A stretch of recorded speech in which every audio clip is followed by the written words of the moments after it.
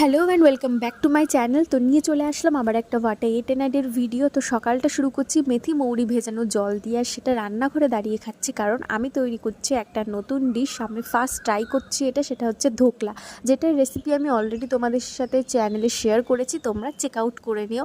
First time যেহেতু আমি এটা ট্রাই করেছি, তাই ভাবলাম তোমাদের সাথেই শেয়ার করা যাক। তো ধোকলাটা তৈরি করি, এটা দিয়েই ব্রেকফাস্টে সারলাম। বেশ ভালো হয়েছিল কিন্তু ধোকলাটা খেতে, আর গুজরাটের এই ধোকলাটাই আমার খুব বেশি ভালো লাগে। তারপরে খেয়ে নিয়েছিলাম পেঁপে, আর দেন স্নান টান করে পুজো দিয়ে রেডি হয়ে গেছিলাম। এখন লাঞ্চ সেরে নেব। সেদিন যেহেতু বেশ ভালো গরম ছিল, লাঞ্চ একদম নর্মাল ছিল, ভাত ডাল, তার সঙ্গে পটল ভাজা ছিল, বেগুন ভাজাও ছিল, সেটা আমি খাইনি। তার সঙ্গে ছিল মাছ আর লাউ ঘন্ট।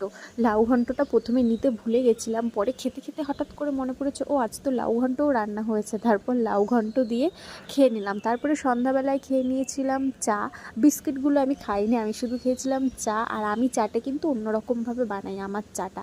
আর রাতের ডিনারে ছিল এই ছোলা আর রাজমার একটা তরকারি আর ডিম সেদ্ধ, আর তার সঙ্গে ভাত। ব্যাস, এটা দিয়ে ডিনারটা কমপ্লিট করলাম। টাটা।